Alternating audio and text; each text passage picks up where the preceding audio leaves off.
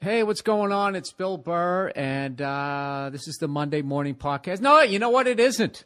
It actually isn't. This is a very special episode of the Monday Morning Podcast. Ever since we got the wonderful All Things Comedy Studios over here in the middle of fucking nowhere, every once in a while I like to have a high-powered Hollywood celebrity.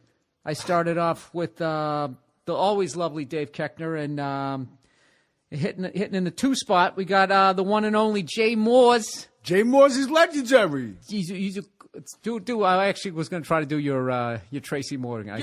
Bill Burr. His middle name is Frederick because he got pregnant. That's why they named him William Frederick Burr, because he was going to be president. Goddammit! I Jay got Mohr, pregnant the other everybody. day. I got a man pregnant.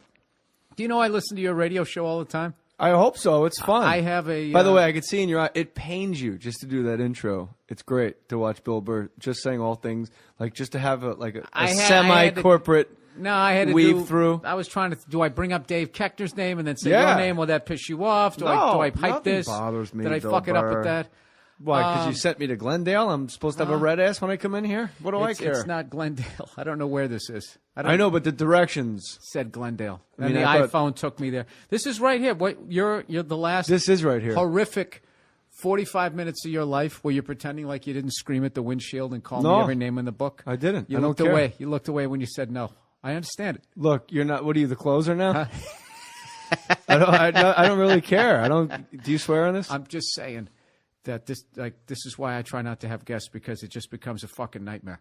It's fun though. I like fun? talking to you. Okay. And, you know, we always have a good time when we sit and talk on Jay, Mohr Stories. We have a great time. We have a good time, me and Bill Burr. We No, were debating. wicked. We were debating doing this whole thing in a very annoying Boston accent the entire time. No, sir. You and Jay Mohr? Yeah, dude. What does he Fucking have Bruins done? versus the Leafs at 4. 4 o'clock. Bruins versus the Leafs. I got to move my car. It's downstairs Original on 6. Dorchester and Sydney Street.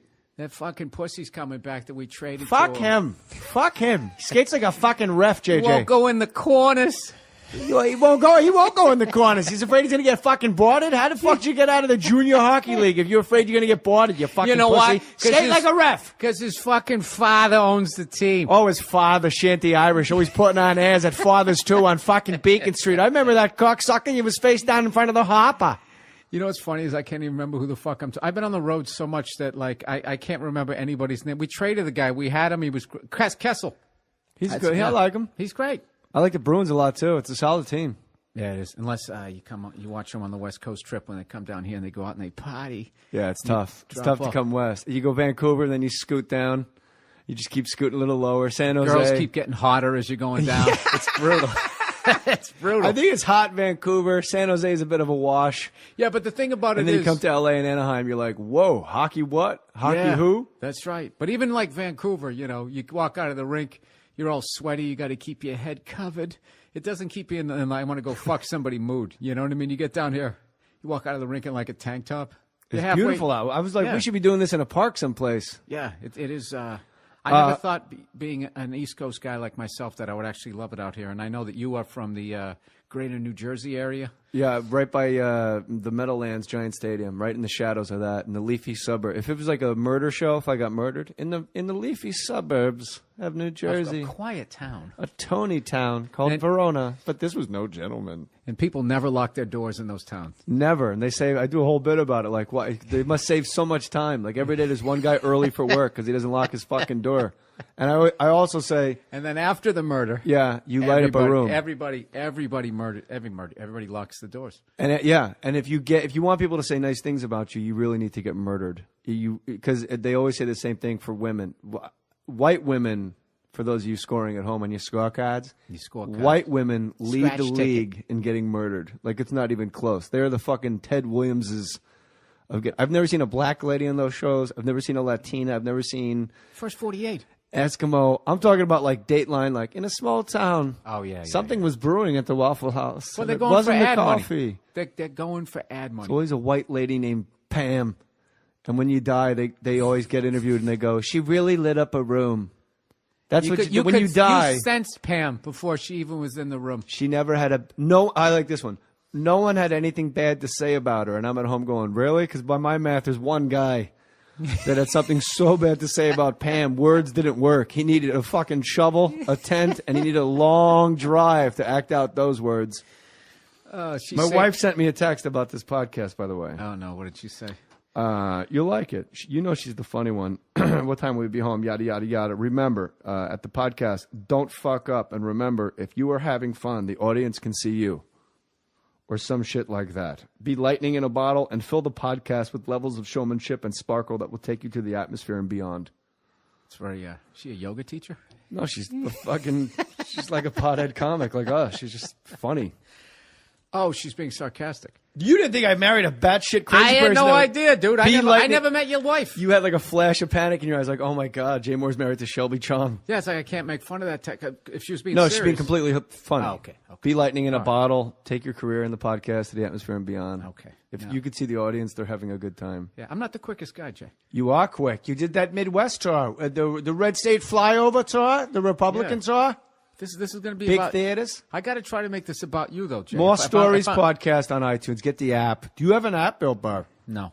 Monday Morning Podcast should have its own app, Bill Burr. No, it shouldn't. Fuck that. Work with friends. Because then what happens is then it breaks down, and then you need something else, and then it's another fucking conference call. I am very happy to be in the bottom third of everything. Just drafting behind all you guys. You're ahead of me. You're way ahead of me. I'm like in the 20s. Only because I started before you. Oh, no, sir. No, sir. What date you got coming up, Bill? Wait a second. Let's get back to New Jersey because I actually love New Jersey. I do too. I love it. The food's great. And there's all these unbelievable neighborhoods. Every fucking douche who moves to New York, they go to Newark Airport and they look at all those chemical plants and then they go, this is New Jersey. Yeah. You know, and they might give it up to, and just above the bridge, meaning the George Washington Bridge, it's nice up there. And but they just blow off the rest of the state. Where I grew up was super like foresty and like Little League. Where they filmed The Sopranos, essentially my town, Verona, Nutley, Caldwell, like northern New Jersey. Didn't they shoot big out there? The bicycle scenes when he's riding up the street? I don't know, but like Montclair is really beautiful. It is gorgeous, and it's great. And Jersey Shore is fun. I know like the show like made it. I will say that this. Ruined it. It did, but when people say like the Jersey Shore was a bad representation of Italian Americans in Jersey, I'm like, I went to Jersey public school. That's who whooped my ass every day. The situation was waiting for me. And for no reason. Like, it's not because I was running my mouth, which is what the listener would assume. It's just something. You probably went to public school in Boston. Sometimes suburbs, safe suburbs. Safe suburbs? Yep, safe Well, sometimes you go to school. It's just for no reason in your understanding. It's just your turn in the barrel that day. You show up and they go, hey, Matty Venezia is looking for you, man. You're like, what the fuck did I do? Oh. I'm like, I don't know, man. I think you looked at him when you're in the hallway. And then you got to fake like you have to take a shit 10 minutes before school ends, and then you just jog home. Yeah.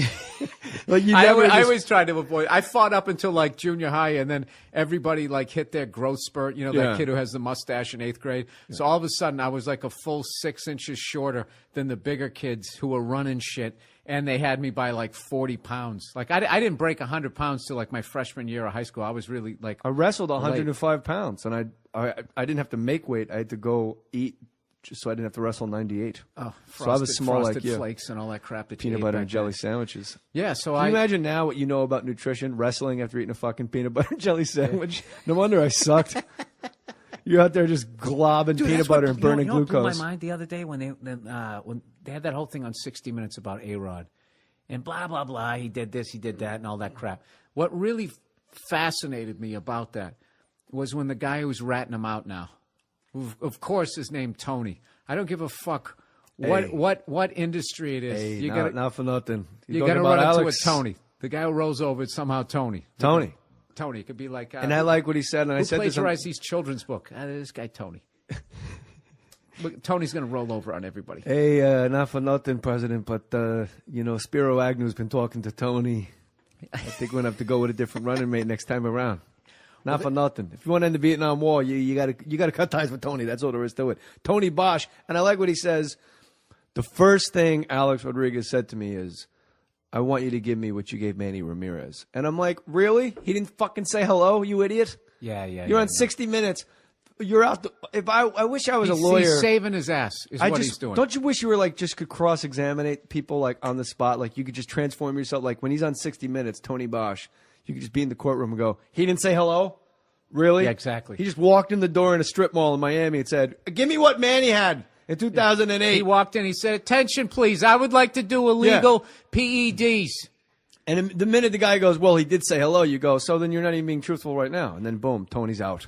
Which, well, the way I take you saying hello is they talked probably quite a while before he finally looked over his shoulder on the park bench or wherever the fuck they were at to be like, "Hey, did you hook up, man?" I would actually bring it up like this. "Hey, that Manny, he's really been playing great for a while, huh?" Yeah. Wink, wink, nudge, Wink. nudge. Yeah. It's not like you accidentally walk into a steroid lab in a mini mall next to a fucking nail salon. Happy now, hello. No, that's next door. Square or round? No, I want HGH. Oh, that's next door. It's not like you accidentally stumble into the goddamn biogenesis clinic. I'm pretty sure there's some phone calls direct. Like me, and I on the way here, I had to call you. Like, where do I turn? All that. Right. I'll be there in about 10 minutes. Little exchange. I want to go. Apologize profusely. First thing he said was, "I got a text from my wife." You know what I mean?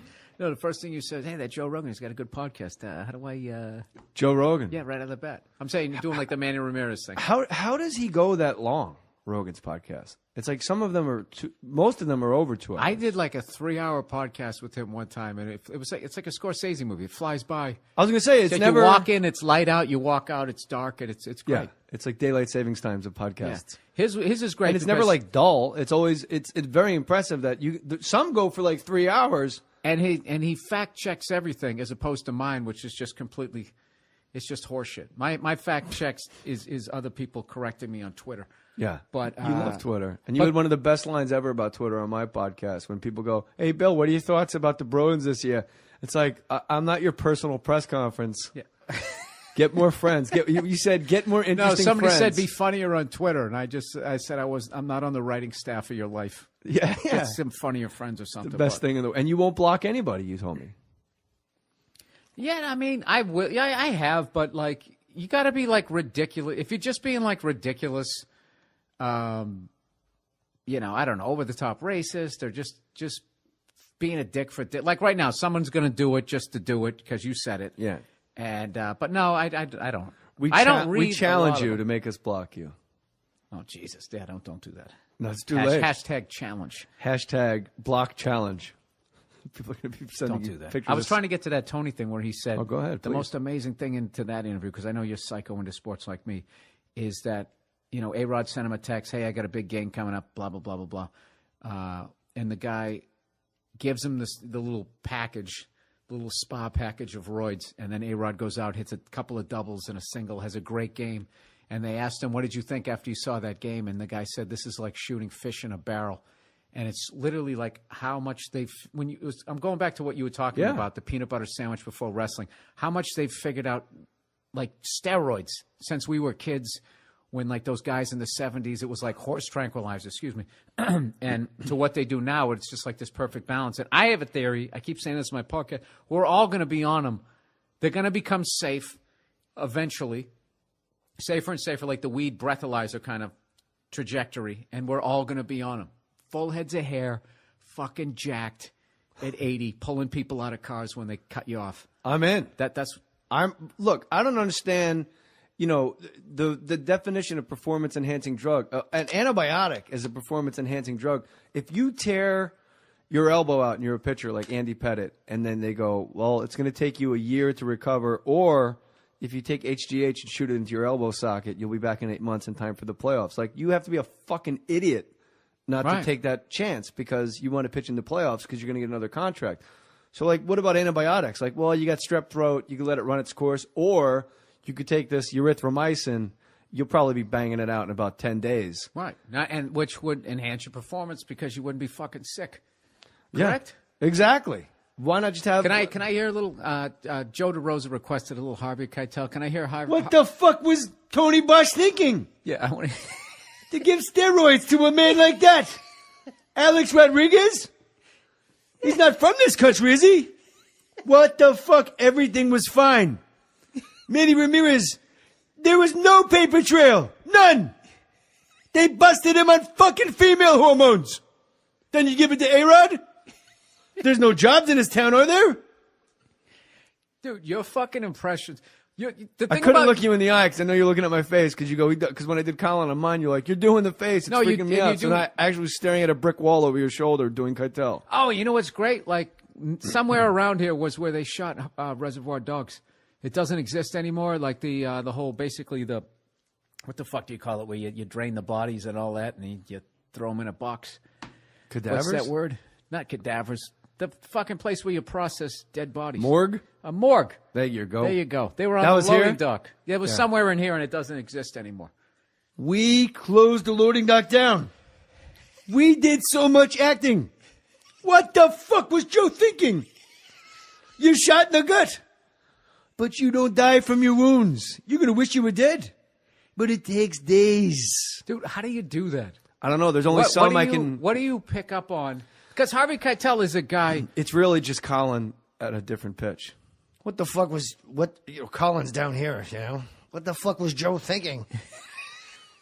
That goddamn animal, he turned the whole place into a shooting gallery. Bang, bang, bang. If we could just get in touch with Joe, everything was gonna be all right. If we could just get in touch with Joe, everything will be all right. No, but there's something the way you do Keitel. There's that chopping off of the word.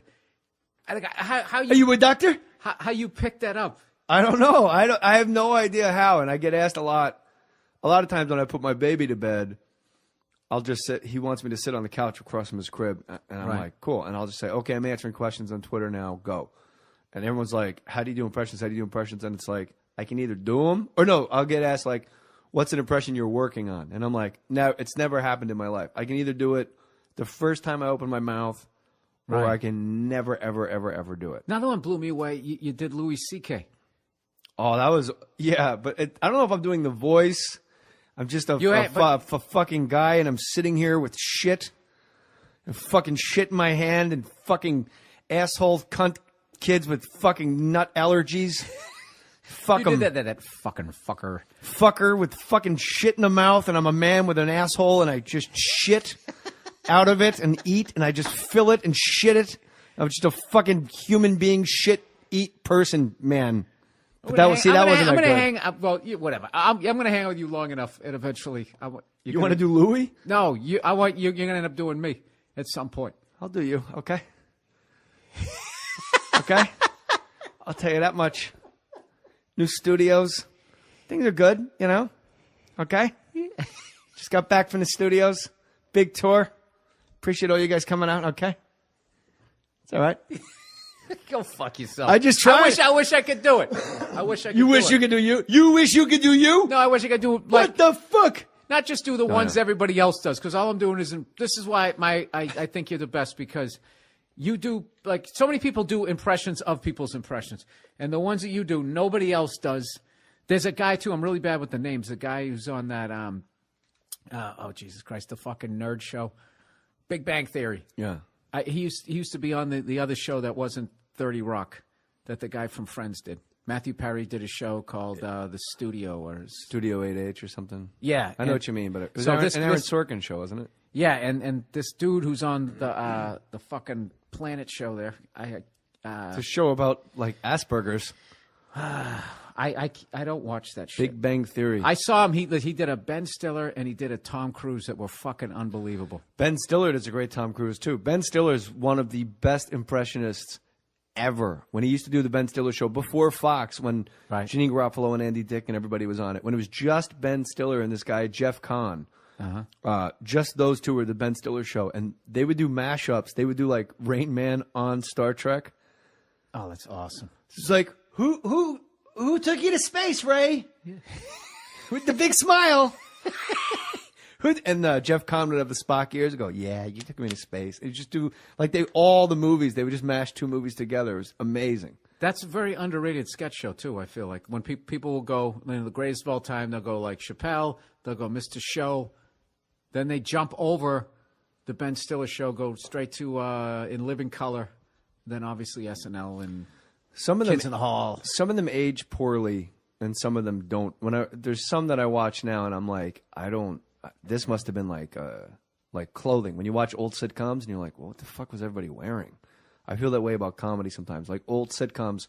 My wife said this to me once. She said all sitcoms, no matter how good they are, they're all orange in reruns. They're all like yellowy and weird looking. It's hilarious. Everyone's wearing like fucking mom jeans, and you're like, what? Like you look at Seinfeld, and you're like, this was the greatest show in the history of television. He's got mom jeans, white sneakers, and a mullet, and like a Christmas sweater. Like, oh my god! And yeah, of course, it's a funny show. You know what kills me is that show's already like some of those early episodes are already like 23 years ago, 24 years ago. Can you fucking believe that? And it's weird. But I'm not saying the comedy's bad. I'm saying it just ages so weird. But my point was, I look at comedy, sketch shows, and stand up. When I look at old stand up clips, and if I listen to old albums, I'm like, wow, this must have been like a 1970s thing because this isn't funny at all. Like it was just such a. So who do you think holds up? Well, Carlin and Pryor hold up, obviously. Cosby, yeah. My first comedy record I bought was to my brother Russell, and that whole second side was just him and his brother in the bed talking, like trying to freak each other out. Like that's hysterical. And but a lot of it just doesn't. It's weird. You watch even old Red Fox is like you go, oh, he's just like telling jokes, like actual he's like Jackie the Joke Man before Jackie the Joke Man. I got one of him. You gotta wash your ass. Like he's like just telling jokes. Like he doesn't have any material that like about that about, you know what I mean? I have an old Red Fox one. It's him basically bombing, doing a late show, not wanting to basically be on. I don't know why. I was just gonna say I don't know why he put it out. I know what happened. He died. And then the people who were making money off of him, yeah, you know that shit. When but they somebody put a lot dies, out. they just keep putting out. They put out everything. They put out all this shit. I'm always worried after somebody passes away, be it any sort of artist or whatever. Where like, look, I understand a couple years after, you know what I mean. But when it starts to get like 15, a hidden gem. The it's lost like really, tapes. Hendrix didn't think that this was good enough to. He didn't realize how great this was. Yeah, the lost tapes. Bill Burr at the Albany Chuckle Hut. These are somebody's camera phone. And it just keeps getting earlier and earlier into the artist's career. Yeah, just you bombing on like Evening at Caroline's or Evening at the Improv. Doing a Roger Paul gig in like Vermont. Roger Paul. Before they were stars. This is Bill Burr at Millard Fillmore's Bowling Alley in Staten Island. Check him out, the chops on this guy. Hey, when you let's talk about your radio show that I listen to. I got an old truck that I drive, and it has AM radio, right? So I'm always listening. Plus, I always listen to the sports anyway, so I'm always listening to your shit, right? Do you laugh? Yeah, I love it. We laugh hard. But the only thing is sometimes I get up too late, and when all the listeners call in, that took me a while to figure out what was going on. Rapid fire at the end? Yes. I just have people call up and talk nonsense the last 4 minutes of the show. Well, that worked because I was sitting there going, it took me like 3 days in a row. I woke up at the same time and I had some acting gig. So I'd get in my truck and I'd put it on and you'd be like, Ed from Oskaloosa. Shoot it. Well, shoot it. Yeah. What do you got? Where can people around the country, if you want a list of affiliates, go to jmoresports.com and just click affiliates. There's 150 affiliates. It's all over the place. Or if you have an iHeartRadio app on your phone, you can just type in J Sports on the iHeartRadio app. Is that a great gig or what? It's best. I work 15 hours a week. I pass movie sets like on my drive home, and I'm like, ugh, just sitting in that fucking trailer eating donuts, watching Jerry Springer. Are they gonna get to me yet? Like you were good in the Heat. I like watching the Heat, but I imagine how much time you sat in your trailer because. You know, you can't like. No, that was a good one. You went quick. That was a good one. I've only had one. I'm not gonna name the name. I can't burn bridges where I'm at. But I had one where it was just like, you got to be fucking kidding me. And it would be like, we need you on set by 10 a.m. and 10 p.m. You've eaten breakfast, lunch, and then the crew dinner, and you're still sitting there. I'm sorry, I got pushed again. And by the end, like the big challenge is when you finally get pulled out of there. And then just the whole fucking irony of it is hilarious where you're like, oh, I'm going to go out to Hollywood, get out of my little shit house and become a star. And then you go out there and you're sitting in a fucking trailer. It's an outhouse. Yeah, you're with sitting. Indian art. Yeah, you're sitting. There's always like a framed photo of a teepee.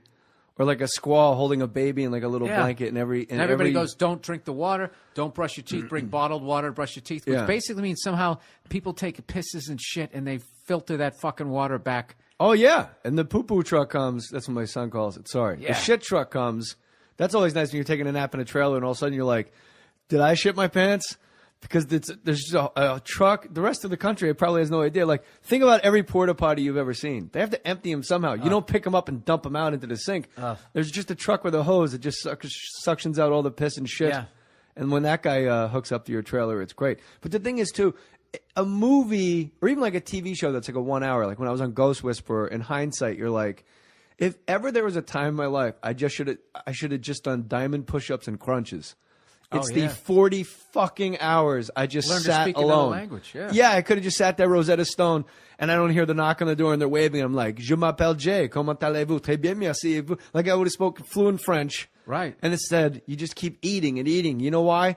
Because somebody just keeps walking around with food like you're at the goddamn Playboy Mansion. Like, I think they know how primal we are. Like, if they don't hand out free taquitos, you're like, fuck it, I don't want to be in show business anymore. This is bullshit. I've been here since 5 a.m. I'm wearing a prosthetic face where it looks like half my face is melted off. I'm allergic to it. My skin's, popovers. Yeah. And you just eat, and then that just makes you happy. It's like going to the DMV with famous people. Yeah, that's basically what it is. You're just sitting there, and when they call your fucking name, it's the same level of excitement. Like, oh my god! And they take the picture. You're exactly right, because Yeah, they take the picture, and you're like, that's it. Yeah, then you're like, oh my god! I hope I have all the right stuff. I don't get sent back to the back of the line. It's worth the wait once they finally get going. But fortunately, I've been really lucky with the little bit of acting work that I've done. That it's been on time. Like, dude, Breaking Bad was ridiculous. They just you landed, you went to wardrobe. They got you your thing. You slept. You woke up the next day. Bing, bang, boom. And before you knew what happened, you were on that Southwest flight, like Dennis Farina in what is that fucking movie? Remember something. Jesus, I can't. Shrek. What the fuck was it called? Shrek. That's it. Smackdown. Being with an S. That would have been funny if I didn't say it so aggressively. If I just went Shrek, yeah, I would have sounded like Ron Bennington. I would have been cool. Shrek. Yeah. What the fuck was it called? What's that movie where don't know, where Brad Pitt speaks? And Dennis Farina. Brad Pitt speaks in the fucking pikey accent. Dennis Farina wasn't in Snatch? Yeah, he was. Dennis Farina. I was thinking Dennis Franz. Yeah, Dennis Farina. I was thinking the reference is already gone because they kept having him. He'd slam the shot and you're gone. Like that's what it was like to do that one. But I was thinking of Dennis Franz from NYPD NYPD Blue, and See, I was like, what the fuck is Bill talking about? No, I have nicknames. Me and my wife have a bunch of restaurants we like, and I just have nicknames for all of them because I can't. Can't remember the names. Why is your memory so bad? You're not like a big pothead. You just every once in a while you have a couple lagers and that's it. I don't know what it is. I've been talking on cell phones. I don't know what it is. Don't say that to me. Now you can freak me out. I'll be on speaker the rest of my life. I can remember like rushing yards from 1978. Yeah, but I can't remember the name of the place that or the name of the TV show or the fucking movie I just saw. You ever watch like Big Bang Theory or Friends on YouTube when they take the laughs out on YouTube? You can watch like Big Bang Theory where they take the laugh track out. Oh no. It's like a Wes Anderson movie. It's amazing. Who's Wes Anderson? He's a director. Oh, sorry. You're in the business. You want to do over? Go. Love Wes Anderson. Can't wait to work with him. Yeah, I'm dying to work with that guy. I heard. Like you watch Friends without the laugh track, and you're like, oh, jeez. Movies is really the best because that's what you get asked, I'm sure too. Like if you do radio, they're like, "Hey, now you're in movies. What do you like doing more? Stand up, movies, TV?" You're like, "What do you want me to say? I'm here to promote stand up. Of course, I want to do fucking movies the rest of my life. It's forever." But I find them they're all fun, but there's no residual check for stand up. Yeah, but the great thing about stand up is it's in real time. Like the other night, I don't know, flipping through whenever I see like those one camera shoot shows, like I hate that that's in the back of my head now. I just start thinking that's probably 2 a.m. when they're shooting that. Brutal. Those shows, they all earn their fucking money, man. Yeah, they do, and it's just the waiting. And the thing is, those shows. I've been a guest on a bunch, like West Wing, CSI Miami. I've been on Ghost Whisperer. I've been on like a lot of, mostly a guest, but it really is a show where like you don't care if you see your family or not. And the radio show is the best because I'm done at noon every day. My kid gets out of preschool at 12:30, and I'm there waiting for him. He runs. I pick him up. I'm home in the Palisades at 1. He's asleep by 1:15. I'm asleep by 1:20. It's ridiculous. Yeah, you're getting away with murder. I don't care if I ever get my picture taken again in a camera, ever. I don't care if it's 1 frame or 1,000 frames. If, fucking Clint Eastwood calls or something, obviously I'm not going to turn anything down because we all want to live forever and be immortal, and the only way to do that is to actually be in film. That is the way to live forever. That is eternal life. Christ is one way, the blood of Christ, and the Word, capital W, and movies. Because 50 years from now, 50 years from now, you get a DVD and you watch The Godfather, and you're like, oh, that's right, Jimmy. What about a stand-up special? Stand-up special too, but you're going to go, look what the fuck I was wearing. Why was I wearing a shirt with plates on it? You're not going to think that in the movie?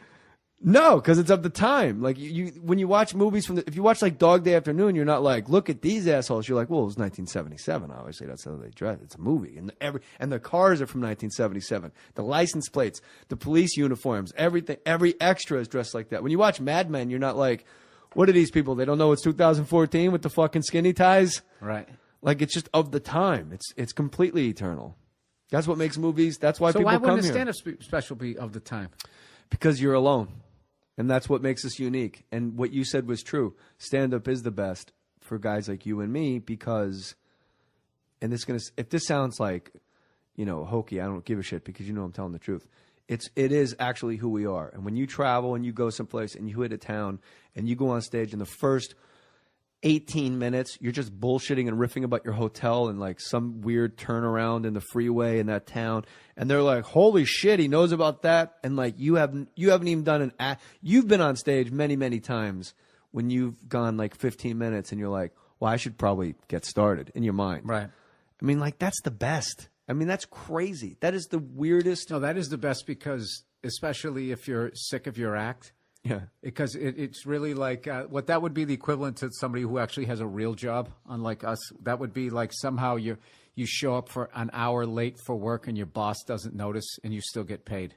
Anybody listening you're right. Anybody listening with a real job, when you go to work one day and they're like, hey, there's wings in the conference room today. And you're like, holy shit. And you just go to the conference room and eat wings and have a Diet Coke and like, no, we're all just going to take like 15 minutes, eat wings. Yeah, isn't that awesome? It's like, that's like your job. And like, oh my God, down the hall, there's just some free shit. That's how I ended up in this business because there was nothing better. Like when there was a fucking snow day, that feeling of fucking euphoria that, I don't have to live my life today. It was just fucking great. I don't have to do any homework. No. There's no goddamn stress. My dad one time, we had one of those random day offs, a Wednesday. Yeah. There was some sort of teacher conference. fucking thing, and like two of them show up. God bless them. Right? God bless them for showing up. The rest of them went fucking skiing. We had this random Wednesday off, so he comes home. We're all jumping around and stuff. My dad, hey, he says, what's going on? What's going on? And we're like, oh, we got tomorrow off from school. We don't have to do the homework, blah, blah. And he goes, oh, no. He goes, that's not true. That's not true. Like, yeah, we do. The teacher said. He goes, no, I just heard on the radio on the way back that on the way home, they said you guys have school. They were like, no, they have a parents teacher. And he just stayed with it and just kept going, no. I heard it. We were like, oh, what a ripoff. So my dad, we believe him. So we went upstairs. We did our fucking homework. He didn't say shit. We go to bed. Wake up the next morning, do our paper routes. Doesn't say shit. Okay, get up at like 6 in the morning, do these fucking paper routes. We come in. We're eating breakfast. All right? We got all our books. We're showered. We're ready to go to school. We fucking walk out the door. He doesn't say shit. We go down and stand in front of the whole fucking neighborhood, who all knows his day off. Stand under this tree waiting for the bus. He finally gets in his car to go to work, drives down the end of the driveway, rolls down the window, waves at us, and drives to work and left us there.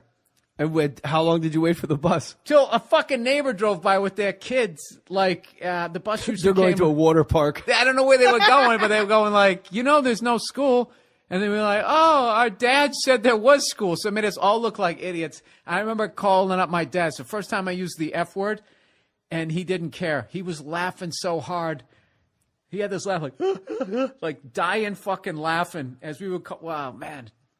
I can't believe he didn't fucking – that is the funniest shit ever. That's such a stand-up – I'm telling you, that's how I ended up being a comedian because right there, like any other parent – would just have to look at their kid and be like, all right, man, get back in the fucking house. But a comedian drives away and leaves you there. Waves. It's like, as the years go by, the genius of it, it pissed me off when he did it, but that's the funniest shit.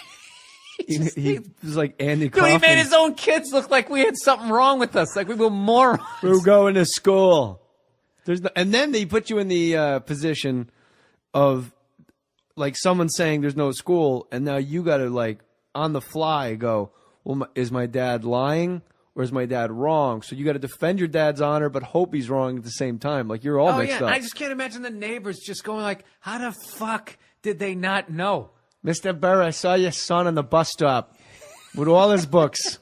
Your dad just laughing. That's great. And you're right. That's what separates it. But that's why you wanted to be a comic, because of snow days. My dad You don't want to live your life. And that's what you just said is everything that comedy in one sentence. I wanted to be a comic because I didn't want to do real life. Because I didn't want to work. It's the best. I have no desire.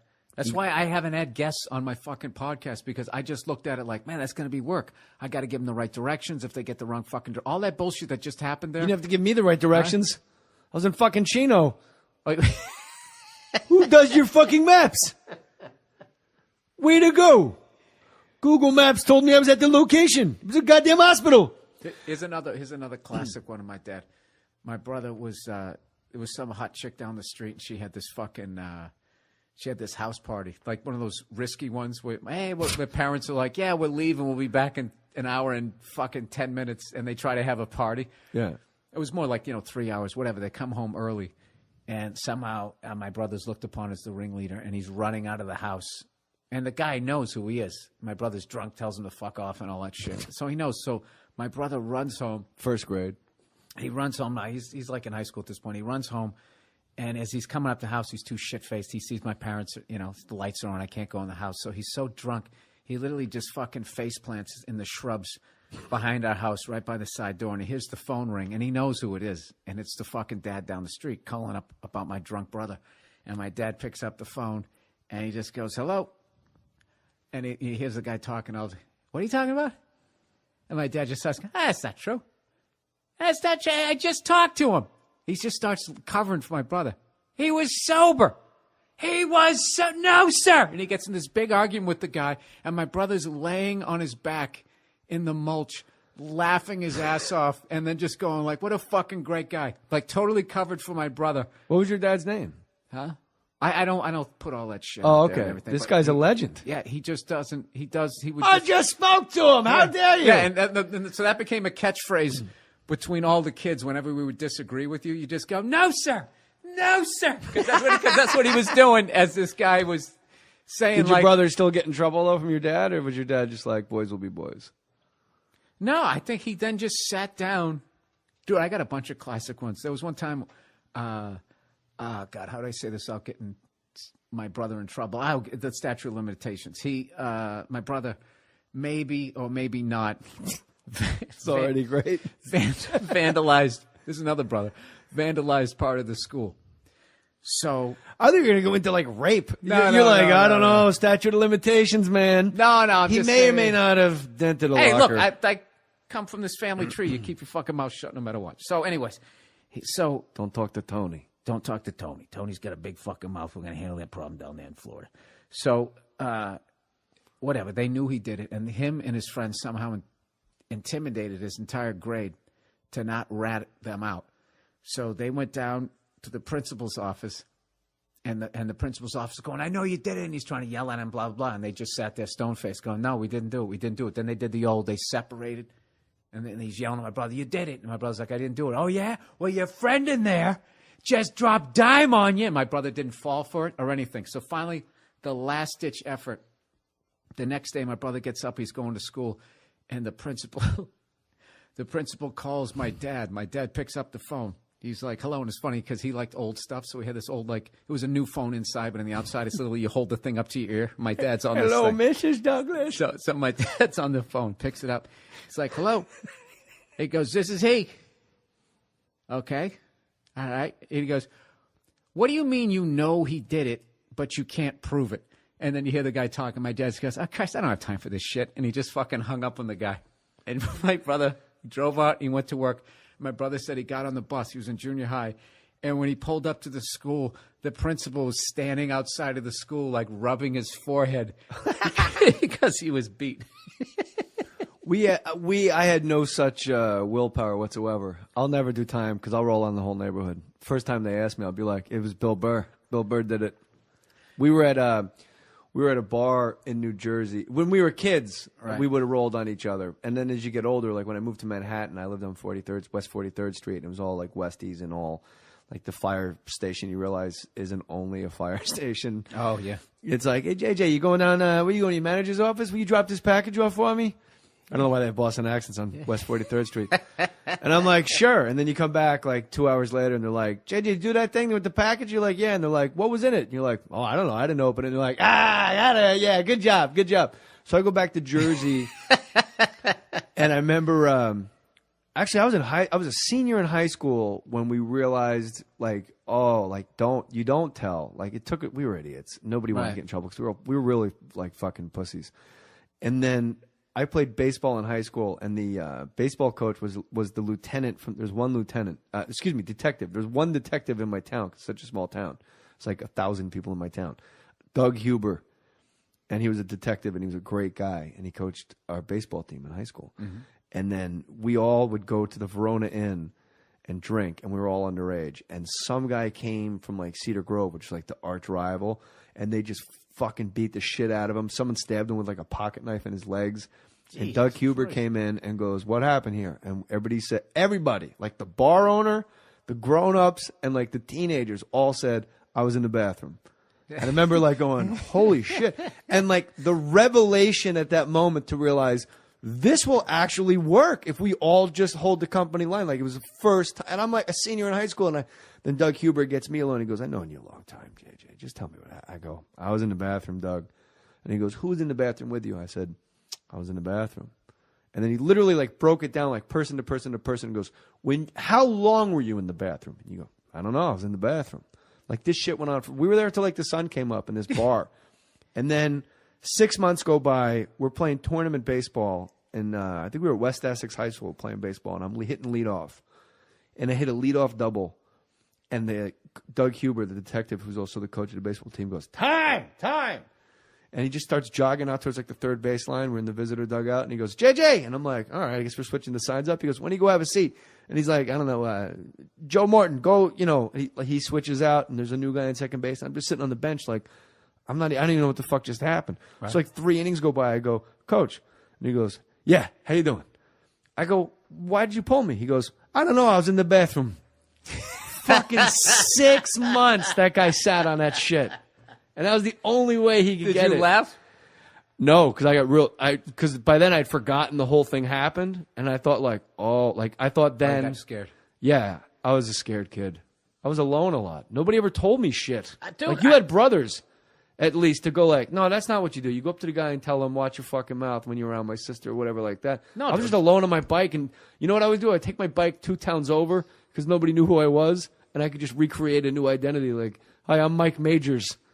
I just moved. And they're like, which house? And I'd be like, right around. I'd be like De Niro and Goodfellas. No, right in there. That's my house, right in there. And I would just make up like some new identity for the day and play with new kids. Mike Majors. But no, that was my fake name.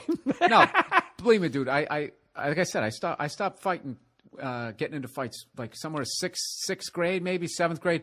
The kids were just way too big, and I totally got psyched out and intimidated right quickly after elementary school, and I went more to the funny thing.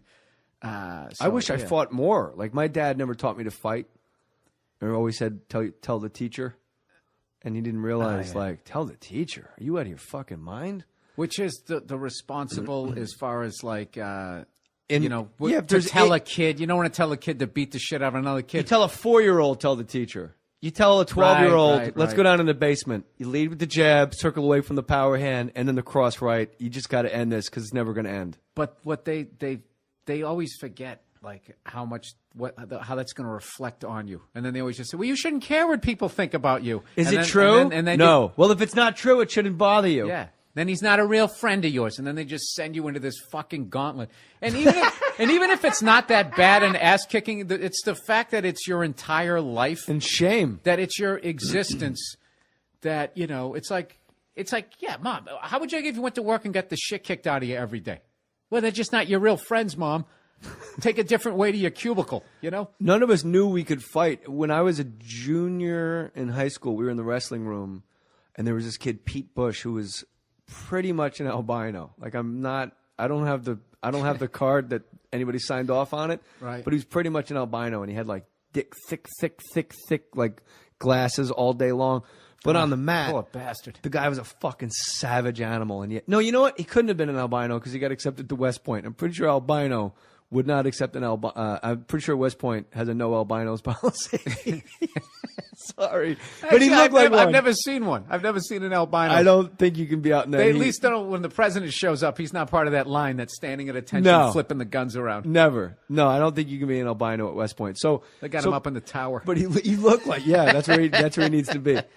Shaded. He looked like an albino, and he was like a weird guy. He didn't really talk. He was a genius. He got accepted to West Point, and then one day, like this big fucking football guy was just henpecking the shit out of him. And Pete Bush wrestled like 118 pounds, and his other kid was like 220.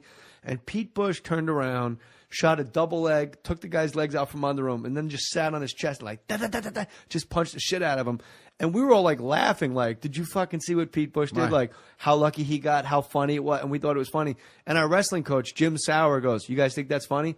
You guys don't even know what you've been doing in here your whole lives, learn how to fight? Are you fucking idiots? What do you think? Some fucking big fat offensive tackle is going to take out a guy that's been practicing takedowns for the last 8 years? Get your heads out of your asses. Like, he screamed at us. He goes, of course he knows how to fight. He's a fucking wrestler. He was like cursing like that and we're all like, at that moment, we're all like, holy shit. Like, you can use these takedowns like out there? I thought it was just on a mat in like your whole thing is in a queer singlet. Yeah, you meet some guy in a mall who wants to go at it, and you punk out and give him your wallet. But if there was a mat, you'd be like, all right, you have your little earmuff things on, so you don't. Yeah, but all fights, what you're saying is true, but all fights and MMA, like, it all winds up on the ground. If you're in a fight in the parking lot between two parked cars, I'm sorry. If I get you to a knee, that shit is over. I don't care how fucking big you are. Unless you wrestle too, then you probably beat me up. That's why I have just fury. I go for about 18 seconds, and then you got me. Then I'm wheezing, giving How you do you everything. get the fury, though? You think, when do you let it go? Let it go. Okay. What? When do you let it? Like, why do you? Like, you were assuming that I was screaming at my windshield because you gave me directions to a separate town. I was literally. Yeah, I don't know if you know this. That's pretty standard that you would flip. Yeah, have me come over in the middle of the fucking day for your fucking podcast. You don't even know where the fuck your address is. Who gives a That's flip? pretty normal. Who cares? Your time isn't valuable. Yeah, but I'll be out of here in fucking 10 minutes, and I'll drive home, and I'll be with my kids. I don't know. Well, that's how people responded to adversity when I was a kid. You basically lost your shit. You called people names. But then you in the realized book. they're alcoholics. You screamed at inanimate objects. Yeah, but then you realize those people are alcoholics. Jay, aren't we all works in progress? Yes. Yeah, Man is God in ruin. Was that what? Ugh. I don't know. It's really made me want to fucking slap those headphones off your fucking head. Fucking come over to the table, smart guy. I'll get You on know, one don't knee. get I'll wise. get on one knee and do it. You know what? I'll get on both knees. I'll start on my fucking back, you fucking stuttering prick, you. Yeah, Bill actually sent me to another town. Here's the address, Jay. Glendale. Turns out it's not Glendale at all. Glendale. Yeah, it turns out it's not Glendale at all there, you know. I don't know I don't even know what town this is. No, come on, keep doing more, Norm. All right, I got the Chicago Cubs there, you know, they got a new mascot. Have you heard about this new mascot they got there? You heard about that mascot? They got No, what about him? his name is Clark. His are true, you know. And it's a baby cub with his hat on backwards. And he greets fans when they come in, you know. A baby cub. And those cubs got a new mascot. Yeah, they should get a bear tamer. One of those lion guys, you know. If you like take care of those cubs there. I don't know what a baby cub, how good a mascot that would be, you know. I don't know. If I was a mascot, maybe a lion tamer with a chair, you know. Can I hear some Harvey Keitel doing bad 80s stand-up? All right. I don't mean to put you on the spot. No, I like it. I just know you can do it. It's a fun game. I dig know it. you can do it. Okay. I'm just rifling through, but I got to make sure I don't do someone's actual material. That's the part. It's because we all have like fucking 18 minutes of David Brenner. Isn't it weird when the vending machine takes up so much noise? No, it's not. It's a fucking vending machine. All right. Don't get me started on the girls. What are you supposed to do? You go and ask her out. You look your best. You shaved. You've combed your hair. You presented yourself.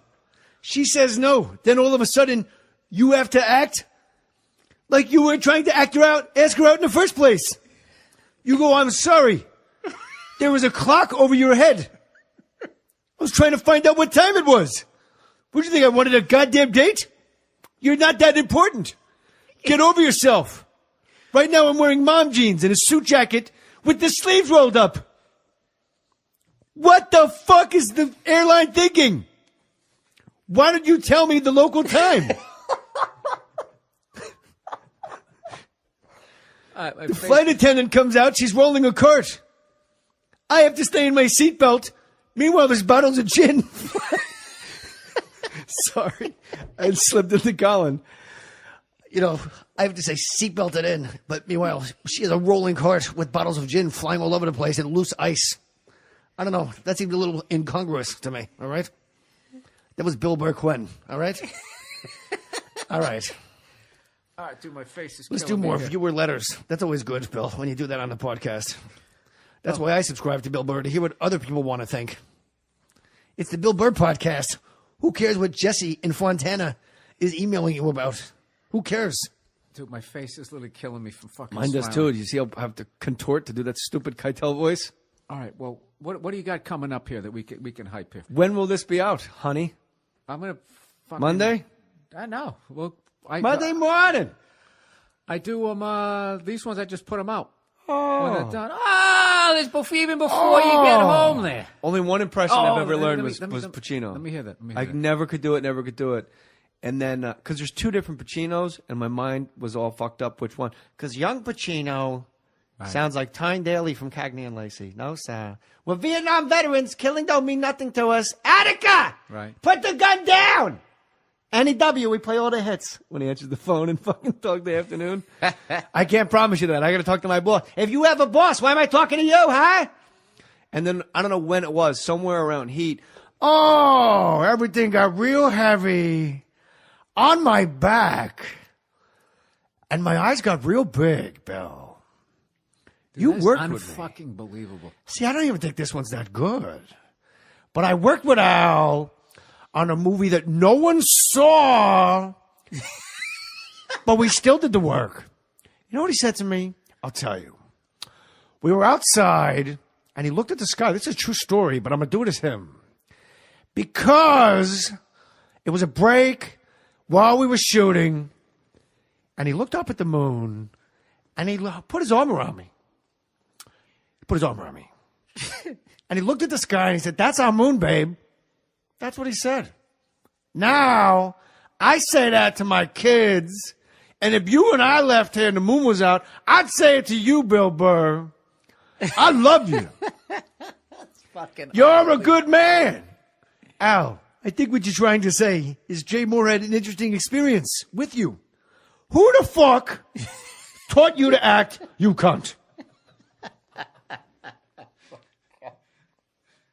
I don't even know what everybody's arguing about. There's like 4 movies going on at once. Dude, I think everybody should make love and make one big acting pregnant baby. That's full circle, Bill Burr. I'm at the Irvine Improv this weekend, 17, 18, 19, but if this doesn't come out before then, Vegas. It'll come up before. Listen, you got to go see Jay do stand up, man. Last time we worked together, we did the fucking thing, the April Foolishness.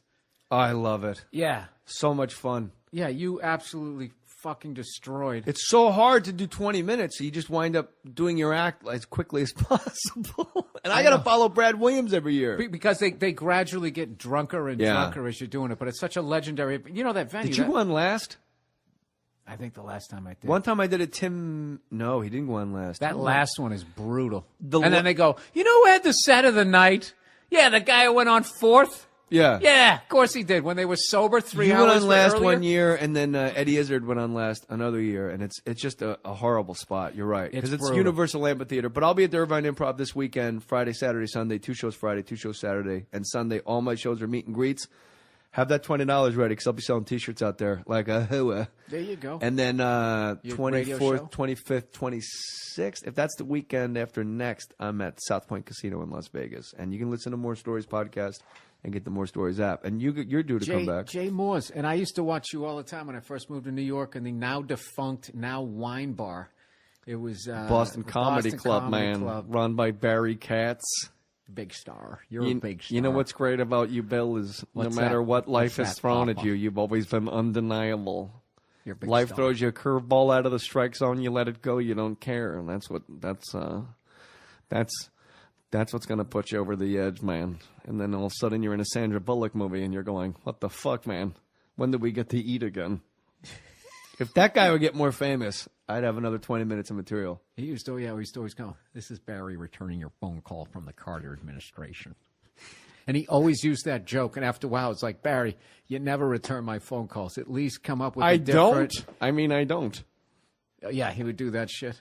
Listen, you're going to be a big star. Everything's going to work out. I have to go. Everything's great, man. Papa? What the fuck you worried? Hey, Papa, it's Barry. You have all the power, man. Barry called me once, and he goes, you know when movies have been out for like 3 months, and there's no way they're still in the theaters? Like, I couldn't get a hold of this fucking guy for like 8 days, and he's still my manager, and I go, you have to fucking call me, or I'm firing you.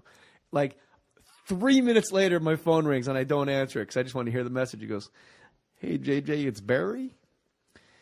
Just got back from the movies. Saw Bend It Like Beckham. Feel-good movie. That was, but it hadn't been in the theaters for like fucking 6 months. He just picked like a movie. Like he had his alibi. It was all fucking sketchy. Bend It Like Beckham. Feel-good movie. Man. One of the great characters in this fucking business. Ever. Without a doubt. Barry fucking Katz.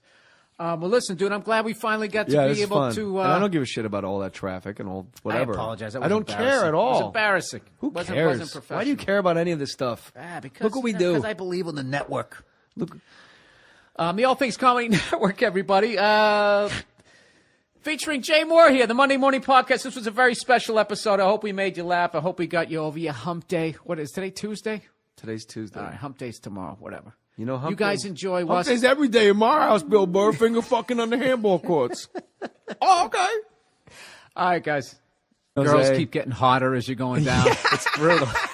It's brutal. I think it's hot Vancouver. San Jose is a bit of a wash. Yeah, but the thing about it is... And then you come to L.A. and Anaheim, you're like, whoa, hockey what? Hockey who? That's right. But even like Vancouver, you know, you walk out of the rink, you're all sweaty, you got to keep your head covered. It doesn't keep you in I want to go fuck somebody mood. You know what I mean? You get down here, you walk out of the rink in like a tank top. It's beautiful out. I was like, we should be doing this in a park someplace. Yeah, it is... I never thought, being an East Coast guy like myself, that I would actually love it out here. And I know that you are from the greater New Jersey area. Yeah, right by the Meadowlands Giant Stadium, right in the shadows of that, in the leafy suburb. If it was like a murder show, if I got murdered, in the leafy suburbs of New Jersey. A quiet town. A Tony town called Verona. But this was no gentleman. And people never lock their doors in those towns. Never. And they say, I do a whole bit about it. Like, what? They must save so much time. Like, every day there's one guy early for work because he doesn't lock his fucking door. And I also say... And then after the murder... Yeah, you light up a room. Everybody locks the doors. And and if you want people to say nice things about you, you really need to get murdered. Because they always say the same thing for women. White women, for those of you scoring at home on your scorecards, white women lead the league in getting murdered. Like, it's not even close. They're the fucking Ted Williamses.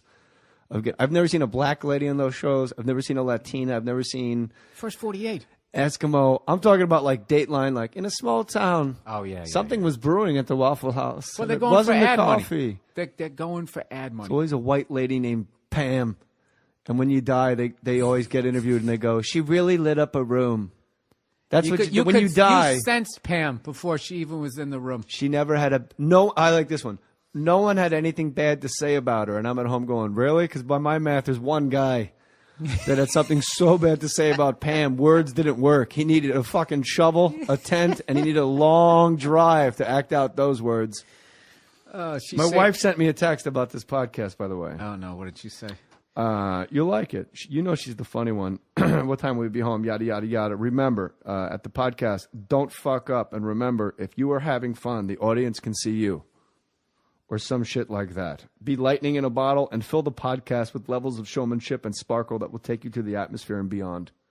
It's very, she a yoga teacher? No, she's like a pothead comic like us. She's just funny. Oh, she's being sarcastic. You didn't think I married a batshit crazy I person? had no that would idea, dude. I never met your wife. You had like a flash of panic in your eyes, like, oh my God, Jay Mohr's married to Shelby Chong. Yeah, it's like I can't make fun of that tech if she was being No, serious. she's being completely funny. Oh, okay. Be lightning in a bottle. Take your career in the podcast to the atmosphere and beyond. Okay. If Yeah. you could see the audience, they're having a good time. Yeah, I'm not the quickest guy, Jay. You are quick. You did that Midwest tour, the Red State Flyover tour, the Republican tour. This is going to be Big about theaters. I got to try to make this about you, though, Jay. Mohr If I- Stories if I- podcast on iTunes. Get the app. Do you have an app, Bill Burr? No. Monday Morning Podcast should have its own app, Bill Burr. No, it shouldn't. Fuck that. Work with friends. Because then what happens is then it breaks down, and then you need something else, and then it's another fucking conference call. I am very happy to be in the bottom third of everything. Just drafting behind all you guys. As you You're go up ahead of the me. hill. You're way ahead of me. I'm like in the 20s. Only because I started before you. Oh, no, sir. No, sir. What date you got coming up, Bill? Wait a second. No, I wanted about you. Let's get back to New See how I Jersey deflect. because I actually Yes, sir.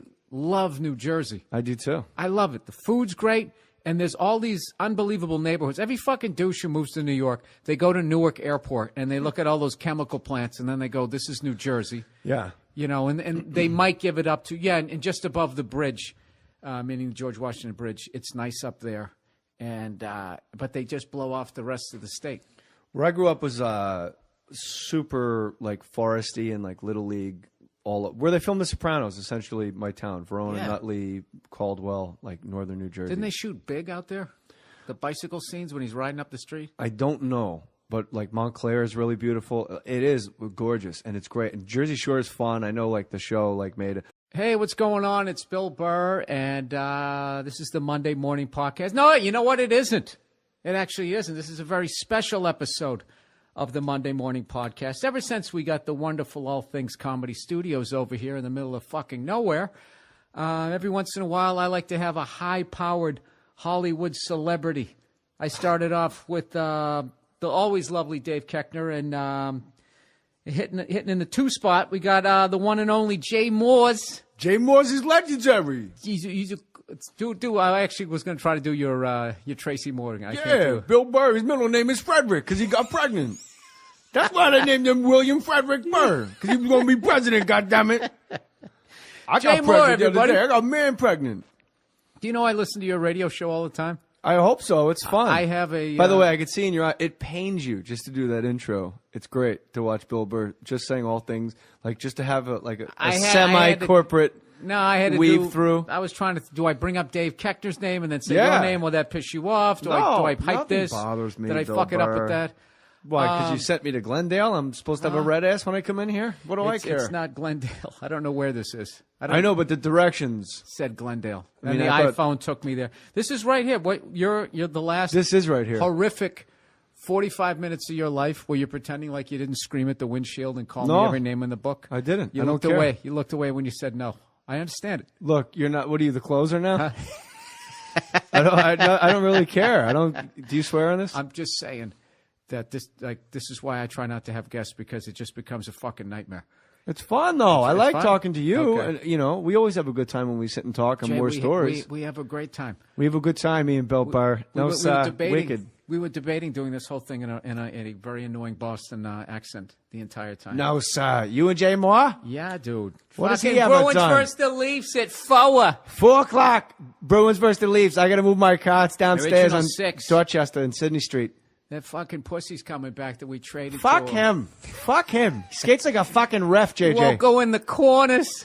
He won't go. He won't go in the corners. He's afraid he's gonna get fucking boarded. How the fuck did you get out of the junior hockey league if you're afraid you're gonna get boarded? You fucking You know pussy. why? Skate like a ref. Because his fucking father owns the team. Oh, his father, Shanty Irish, always putting on airs at Fathers too on fucking Beacon Street. I remember that cocksucker. He was face down in front of the hopper.